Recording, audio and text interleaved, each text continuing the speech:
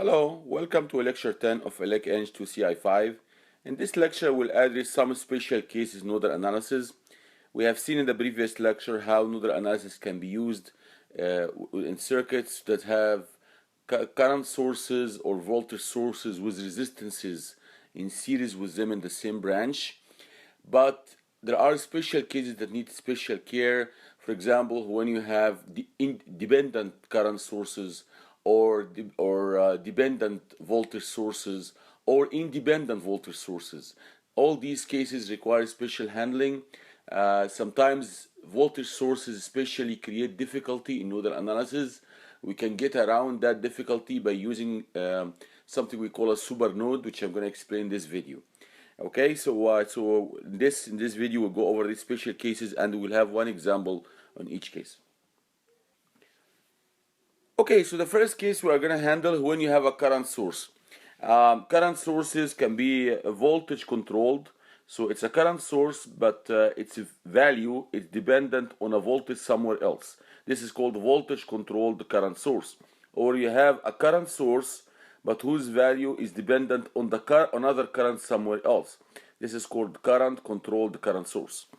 Okay, in this case, current sources are natural in nodal analysis. You can fit into the equations very easily.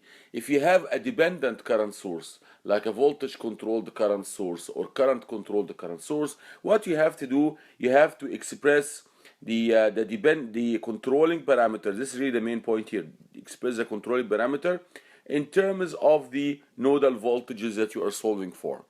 Okay, but we treat them in the normal way we treat other current sources. We apply KCL at each node, and then we do we solve a system of equations that will result out of that. Okay, let's illustrate this concept through an example. It's the nodal analysis and loop analysis. They are always explained in terms of examples because there isn't really much theory to them other than application of KCL and KVL. We have here a circuit. This circuit contains 3 nodes, one node, second node, and then this is all third node. So we have 3 nodes. And we have here, this is a current source, but it's a current controlled current source because the current flowing here is equal to 6I1, where I1 is the current flowing in this branch. Okay, so this is what we call current controlled current source. The current flowing here is dependent on the current somewhere else. So the current controlled current source. We would like to use nodal analysis to solve this problem. As we agreed in the previous video, you have 1, 2, 3 nodes. Okay, we're going to take the bottom one here as our ground, so we give it a voltage of 0. So this will be our ground here. Okay, this is a ground node, and we're going to call this one, say, V1. We'll call this one V2, and then we apply nodal analysis. We sum all the currents flowing out from node number 1 is equal to 0. We say that all the currents flowing out from number 2 is equal to 0. We get 2 equations and 2 unknowns, V1 and V2, and then we solve them. Once we have V1 and V2, we have the currents everywhere. The current flowing here is V1 over 2 ohm. The current flowing here is V2 over 4 ohm. The current flowing in this branch is V1 minus V2 over 3 ohm, and so on. So once you know the nodal voltages, you are able to get the currents everywhere else in the circuit. So the only difficulty you're going to have when we use this 6I1. If you apply KCL here, you'll see that this current, this branch will give me minus 4. The sum of all currents flowing out from this node is equal to 0. This one is flowing in, not flowing out, so this will give me minus 4. This one will give me V1 over 2 ohm. This one here, the current flowing in this direction, flowing out from node number 1, is V1 minus V2 over 3. And remember, because I'm treating it as a current flowing out from node number 1, it has to be V1 minus V2 over 3 ohm, not the other way around. Now, this current is there as well, so it's minus 4 plus V1 over 2 plus V1 minus V2 over 3 plus 6I1 is equal to 0. And then I have to get rid of the controlling parameter I1. I1 here is nothing but V1 over 2. So this will be 6 multiplying V1 over 2. So by doing that, I express the current in terms of the unknown nodal voltages. Okay, So the basic idea here, when you have a current control the current source or a voltage control the current source, is that you take the controlling parameter, which is I1 here, which is equal to V1 over 2, and then replace I1 by V1 over 2, and then everything is in terms of V1 and V2 as usual, as in the normal nodal case. Okay, so let's see how we apply these steps. First, at node number 1, you have V1 over 2, this is this current. You have V1 minus V2 over 3 ohm. You have this current flowing here in this direction, okay? So this current is flowing out. So it is V1 minus V2 over 3 ohm. You have this current, it's actually, this one is flowing in, not out, so it's going to include as minus 4. This current is flowing out 6I1. This is great. But as I said, from this branch, this is a controlling current. It's I1. But this I1 is V1 over 2 ohm. Then I can go back here and get rid of I1 and replace it by V1 over 2. 6 multiplied by V1 over 2 will give you 3V1. And then, as we explained earlier, you have to collect all the coefficients related to V1, all the coefficients related to V2, and then you move the constant to the right hand side. So here you have 1 half V1, 1/3 V1, and then plus 3V1. This will give you 23 over 6 V1. And again, you have to double check all these numbers. There's always a possibility of a mistake. This is minus V2 over 3, still the same. You have here minus 4, moves to the right hand side to become 4. So this is the first equation. We got this equation at node number 1. We will continue now and do the same at node number 2. Node number 2, we say that the sum of all currents flowing out from node number 2 is equal to 0. So there is a current flowing out here in this branch, and the value of this current flowing here, okay, the value of this current is equal to V2 over 4 ohm. This is ohm, not ampere, okay? V2 over 4 ohm. The value of the current flowing out in this direction, you can see it's flowing out of node number 2. It is V2 minus V1 over 3. V2 minus V1 over 3. I don't want anyone to say it's V1 minus V2 over 3. No, once you assume it is flowing out from node number 2, then it has to be written as V2 minus V1 over 3. If you assume it to be flowing in, then it is V1 minus V2 over 3, okay? Now, this current controlled current source is flowing into the node, so it will be included with a negative sign. So this becomes minus 6I1, and then we get rid of I1 and replace it by V1 over 2 as we did earlier. This current here is flowing in, is not flowing out, so this will be counted in as minus 2. So the expression is V2 over 4 plus V2 minus V1 over 3 minus 6I1 minus 2 ampere is equal to 0. Okay, so this is the equation here at node number 2. V2 over 4 plus V2 minus V1 over 3 minus 6I1 minus 2 is equal to 0. Get rid of I1, replace it by V1 over 2. So this will give you minus 3V1. Collect all the coefficients of V1, all the coefficients of V2, and you have to be extremely careful. And I'm repeating this again. The first column must correspond to V1. Second column must correspond to V2. If you have V3, third column will be V3. In other words, the variables in every equation must appear in order. Otherwise, when you build the corresponding matrix, you will have a wrong coefficients. So here we collect all the coefficients of V1. I have only one coefficient, which is minus 1 over 3. Let's see here. So you have so this minus 1 over 3, and this one here also minus 6I1 gave me minus 3. So minus 1 over 3 and minus 3 will give you minus 10 over 3 V1. Actually, two coefficients because another one came from I1. For V2, you have V2 over 4, you have V2 over 3, so this will give you 7 over 12 V2. You take the common denominator, and then you get 7. You have here only minus 2, this is the only constant. You move it to the right hand side, you get plus 2. So now we have a second equation. We solve equation number 1, we obtained it from node number 1, and the equation number 2, we obtained from node number 2, and then we solve for V1 and V2. We have a system of equations. We can solve it using Gauss elimination as we did earlier. We can solve it using method of determinants. We can use it using elimination, just regular elimination. You can do it using your calculator, whatever way you like, but to get the solution for V1 and V2. So when you put it in a matrix form, this is the matrix form that we have. A matrix A multiplying a vector of unknowns is equal to a vector of constants, here the right hand side. You can solve this one again, as I said, using Gauss elimination, method of determinants, or direct inversion, whatever the case is. And when you do that, you get the solution. It would be good, as I said, to take this solution back and check that KCL and KVL applies in every node, in every loop, and KCL applies in every node.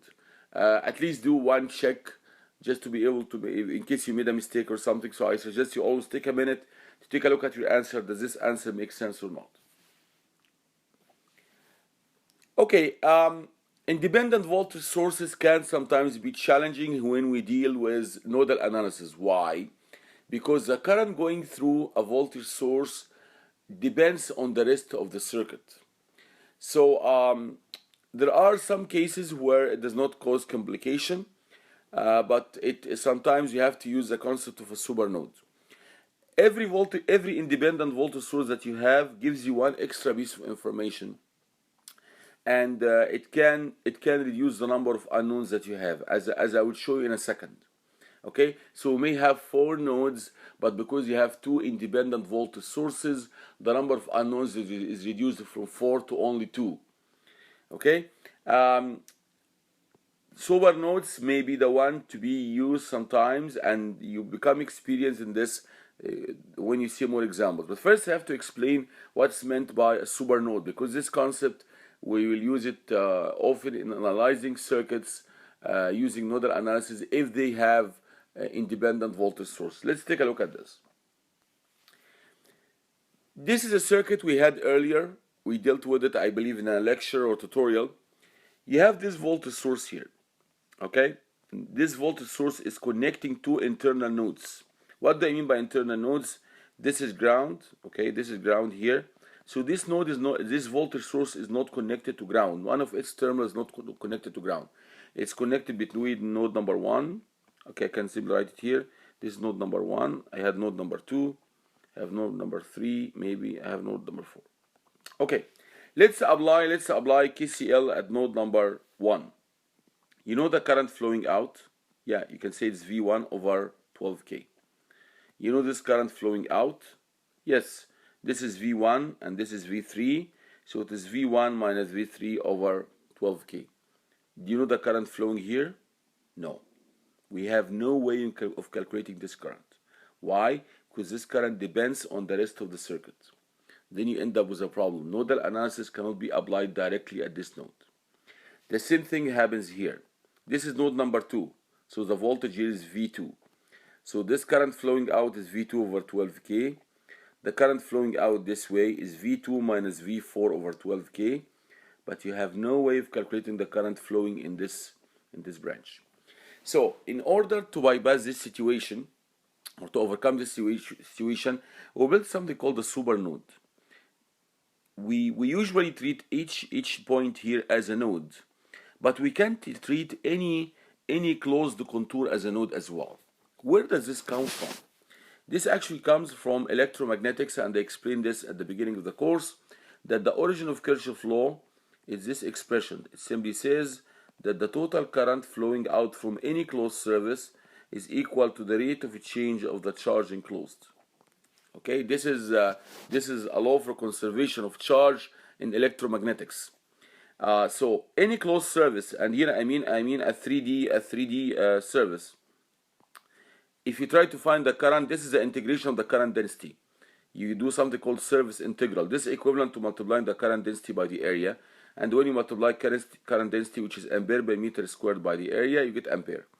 So this is simply saying build any closed surface, and then the total current flowing out from that closed surface is equal to the rate of change of the charge enclosed. But if you are dealing in low frequency, as I explained earlier, this term effectively becomes 0. Okay, so this is telling you build any closed surface, sum the current flowing out from that surface, and you will get 0. Okay, it does not have really to be a node. It does not have to be a point. Okay, so I don't have only talk about a single point. This surface will be fine. This surface it's a two-dimensional case, so the surface becomes a contour. This is a closed contour. This is a closed contour surrounding my current source. How many currents are flowing out from this contour? We have a current flowing out in this branch, a current flowing out from this branch, a current flowing out from this branch, a current flowing out from this branch. So the sum of all those four currents must give you 0. Okay, so this current here is V1 over 12 kilo ohm. This current here is V1 minus V3 over 12 kilo ohm. Okay, this current here is V2 minus V4 over 12 kilo ohm. This current here is V2 over 12 kilo ohm. So the sum of all these four currents equal to 0. So remember, the way we have been doing it, we have been considering one node, and effectively we have been building a small closed contour around every node. But the law actually applies to any contour, and I could have actually used the contour like this. Whatever you like to make it, any closed contour will work fine. So I can simply say the currents flowing out from this closed surface must be equal to 0. And then I try to see how many branches are flowing out from this contour and so on. Okay, so what we'll do will overcome the difficulty introduced by independent voltage sources by using a supernode, by passing them with supernodes if needed. Sometimes we don't need that if these sources are connected to ground, or if these sources have resistances in series with them, as I will show you in more examples in the tutorials and lectures. Okay, we have this circuit here. We are asked to calculate V naught using nodal analysis. Let's see how many sources we have. We have one current source. This current source does not create any difficulty in nodal analysis. This voltage source and this voltage source both can create difficulty. We're going to take this node here as ground. So what happened is that this source here, because it has one of its terminals connected to ground, I don't have to worry about it. Why? Because what is happening that this source forces this point to be at minus 6 volts. Remember, it is positive negative. So this is saying that ground is higher than this node by 6 volts. So the voltage here is minus 6 volts. So I can write my nodal equations. I don't have really to write the nodal equation for this node anymore. Why? Because I know the voltage at this point is equal to minus 6 volts. So this source did not create any difficulty. It actually eliminated an unknown, which is the voltage at this node, because now we know that this voltage is minus 6 volts. This source is a problem. This is the main problem we have here. Why? Because it's connecting two internal nodes. One of them is not ground. Okay? So if you try to write KCL here, you can get the current flowing out here. We can get the current flowing out here. You can get the current flowing out. But you have no way of finding the current flowing out here. So KCL cannot be applied to this node. So what we are going to be doing, we'll try to bypass this source, and we'll build this super node. Okay, and we'll try to sum the currents flowing out. See how many currents we have. We have one current here, we have current flowing out here, a third current flowing out here, a fourth current flowing out here, and a fifth current flowing out here. The sum of all these 5 currents is equal to 0. And by doing that, we can get one more independent equation and solve for our unknowns. Okay, so this circuit has 1, 2, 3, 4, and 5 nodes. This is not really a node because the same current is flowing here. Okay, so we have 5 nodes. We took one of them as ground. So we have 4 unknowns, 1, 2, 3, 4. This voltage source eliminated one unknown because the voltage here is minus 6 volts. So we have 1, 2, and 3. This one here, even though it creates difficulty, but it also eliminates one unknown. Why? Because if the voltage here is V1, the voltage here is V1 plus 12. So it created direct dependency between this voltage and this voltage. So really the two unknowns I have is the voltage here, which I'm going to call V1, and the voltage here, which I will call V2. The voltage here is simply V1 plus 12. The voltage here is simply equal to minus 6 volts. So now I need 2 equations to solve for V1, the voltage here, and V2, the voltage here. These are the 2 voltages I need, and the whole circuit is solved afterwards. Okay, so as we said, the voltage here, V3, is equal to minus 6 volts. The voltage here, which is V4, is V1 plus 12. So I call this one V1, this is V2. Okay, now we use a super node. I call this one I1, this is I2, this is I3, this is I4, and this is I5. The supernode says the sum of I1 plus I2 plus I3 plus I4 plus I5 must be equal to 0. I1 is equal to what? V4 minus V2 over 2k, but V4 is V1 plus 12. So I1 is V1 plus 12 minus V2 over 2k. So this is I1. I2 is the current flowing here. It is V1 plus 12 minus V3, but V3 is minus 6 volts. So over divided by 1k, of course. So V1 plus 12 minus V3 divided by 1k. So it is this voltage minus this voltage divided by 1k. This one here, the voltage here is V1 plus 12. And the voltage here is minus 6. So I'm going to get rid of V3 and replace it with minus 6. Okay, get to I3. I3 is V1 minus V2 over 2 kilo ohm. It is the current flowing here, flowing out from the supernode. So we are summing all the currents flowing out from the supernode. The current here, I4, it is V1 minus V3 over 1k. Okay, but remember V3 is nothing but minus 6 volts. The current, the last current, which is I5 flowing out from the supernode, is V1 over 1k. So this will give you I5. So what I'm going to be doing, I replace V3 by minus 6 volts. And then I will have only one equation relating V1 and V2. And then I will come at this node and then I will say the sum of all currents flowing out from node number 2 is equal to 0. So this one here is V2 minus V1 over 2k. I don't want anyone to say V1 minus V2. It is V2 minus V1. Because once I assume it to be flowing out from node number 2, it's flowing from node number 2 to node number 1, then it's going to be V2 minus V1 over 2k. The current flowing out here is 2 milliampere. The current flowing out here is V2 minus V4 over 2k, but V4 is V1 plus 12. So if you simplify the first equation, if you sum all the coefficients of V1, all the coefficients of V2, and move all the constant to the right hand side, you obtain minus 30 on the right hand side. This is my first equation after simplification. Node number 2 is not a super node, it's a regular node. So I have 2 flowing out. I have V2 minus V1 over 2k. I have V2 minus, this voltage here is V1 plus 12. So this was a V2 minus V4, and V4 is V1 plus 12. And then you divide by 2k. You have these three currents. Again, you have constant, which is 6 milliampere. I can multiply both sides by 1k to get rid of the milliampere here. When you sum all this will give you minus 6. Minus 6 plus 2 will give you minus 4. You move to the right hand side, becomes 4. You sum all the coefficients of V1 and V2. You have minus 1 half V1 minus 1 half V1. You get minus V1. You get here 1 half V2 plus 1 half V2. You get plus V2. And remember, I put them in order again, minus V1, V2, and so on. So this is my second equation. You solve these two equations together. From this equation, I can simply say that V1 is V2 you can use this equation here to remove V2. So I can simply say that V2 is V1 plus 4, and I use it to substitute here. And this is what I did, and I was able to get that V1 is minus 26 over 3 volts. Of course, you take this solution, and then you substitute into this equation. You get that V2 is minus 26 over 3 plus 4. So this will give you minus 14 over 3 volts. So we now solve it for V1 and V2. I know what is V1, what is V2. I now can get the currents everywhere in the circuit. So I know what is this current I1.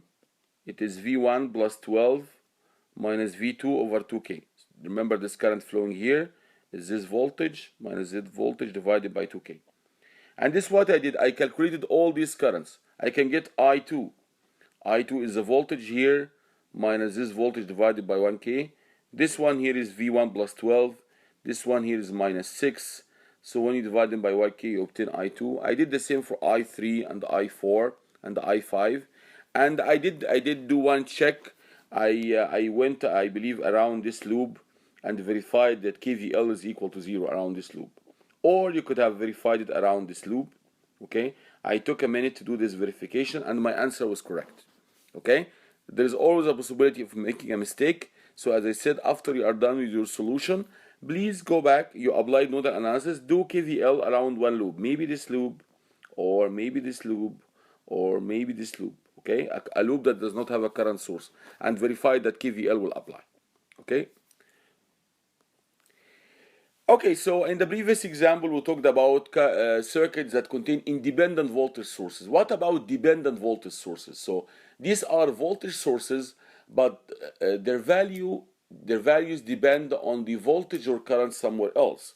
So if they depend on the voltage somewhere else, they become voltage controlled voltage source. If they depend on the current somewhere else, they become current controlled voltage source. So we treat them exactly the way we treated independent voltage sources. We may have or may not have to use super nodes, depending whether the source is connected to ground or not, whether it has resistance in series or not. And the whole trick here is simply get rid of the controlling currents and voltages and express them in terms of the nodal voltages. This is exactly what we did in the dependent current sources. Okay, so let's see an example. This is really the theory, nothing really more. These 3 lines, but let's take an example that will show us how to apply this. Okay, so this is a circuit. It has 3 sources. This is an independent current source. This is an independent voltage source. This is a current controlled voltage source. So there is a voltage difference between here and here, but the value of this voltage difference will depend on the current flowing in this branch. So this is a current controlled voltage source. We would like to apply nodal analysis. This source does not create difficulty for me. Okay, why? Because it has resistance in series with it and because it's connected to ground. So if I want to calculate the current flowing out from here, I'm going to say it is V1 minus 6 volts divided by 12. So I can calculate the current flowing out here. Okay, this one is the difficulty. If I want to calculate the current flowing out here, I will have difficulty. I can't do that. Why? Because the current flowing in a voltage source depends on the rest of the circuit. Is not independent of the rest of the circuit. Okay, or I cannot get an independent equation from it. Okay, so what I'm gonna be doing, as I explained, if you see a source like this one connecting 2 internal nodes, this is an internal node, this is an internal node, and we already it should be clear that we already selected this node to be our ground. Okay, so this node here is our ground. So what I will do, I will draw here a super node that bypasses this source. Okay, so how many currents I have to calculate? This is flowing out from the super node, this is flowing out from the super node, this is flowing out, this is flowing out. So I have to calculate 4 currents. Okay, so if I call this node here V1, if I call this one here V2, I can calculate this current here as V1 minus 6. Remember, there's a polarity here divided by 12K. So I know this current. I can calculate the current flowing out here. It is V1 over 4K. I can calculate the current flowing out here. It is V2 divided by 6K, 2K plus 4K. Remember, these are 2 connected together.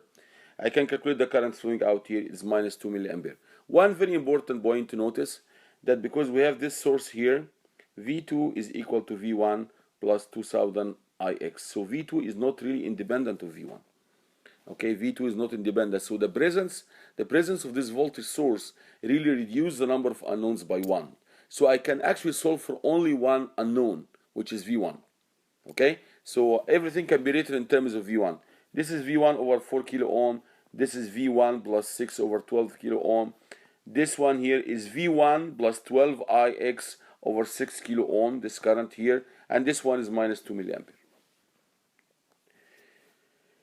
Okay, so we have only really one node to worry about, one super node, and this will give me everything. Because luckily, this voltage source eliminated this node. Okay, and the only trick here is that this is a current controlled voltage source, so I have to eliminate IX. IX is a current flowing in this branch, so it's equal to V1 over 4K. So I can get rid of it and write it in terms of V1. So we took this super node, we have I1 flowing out, I2 flowing out, I3 flowing out, I4 flowing out. What is I1? It is V1 plus 6 divided by 12K. It is minus 6. Notice the polarity. Okay? I2, what's I2? I2, it is V1 over 4K. What's I3? It is this current here. This is I3 is flowing out, 2 milliampere flowing in. I3 is minus 2 milliampere. What's I4? I4 is this current. It is V2 divided by 6 kilo ohm, but V2 is nothing but V1 plus 2000 IX, and I'm gonna replace IX by V1 over 4K. So V1 over 4K you multiply by 2K, you get here V1 over 2. This whole term becomes V1 over 2. So this bracket here is 3V1 over 2. Okay, so I have only one equation in terms of V1. Once I have it, I know the voltages everywhere in the circuit. So I wrote that equation, I collected all the coefficients multiplying V1, I moved all the constants to the right hand side, I obtained only one equation, one unknown, which is V1. And I apologize, I used it here as V1, V looks like capital, while here looks like small, but it's exactly the same voltage.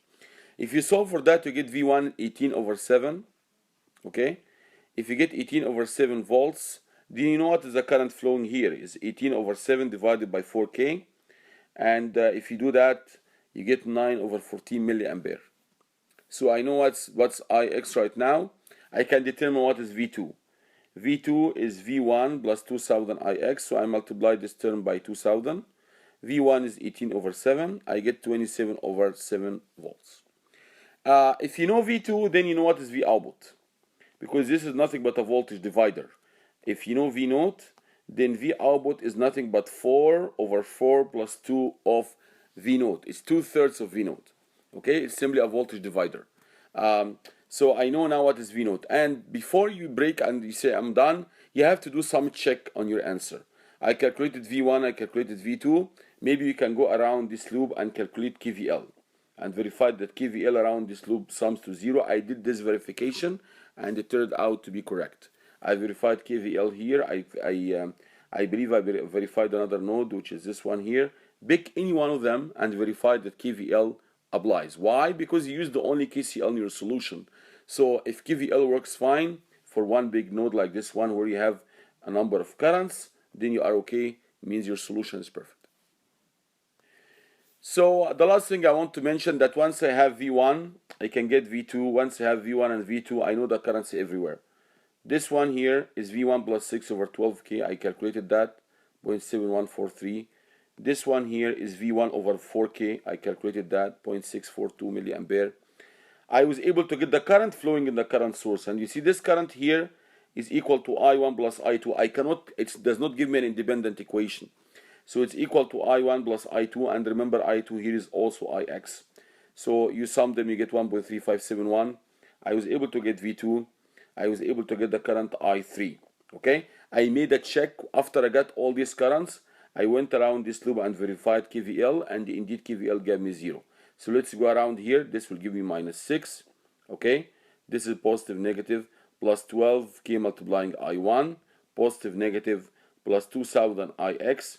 This here is positive, negative. This is going to be negative minus 2K multiplying I3. This is positive, negative, minus 4K multiplying I3 will be equal to 0. You verify that this indeed will give you 0, and then you are sure that your answer is correct.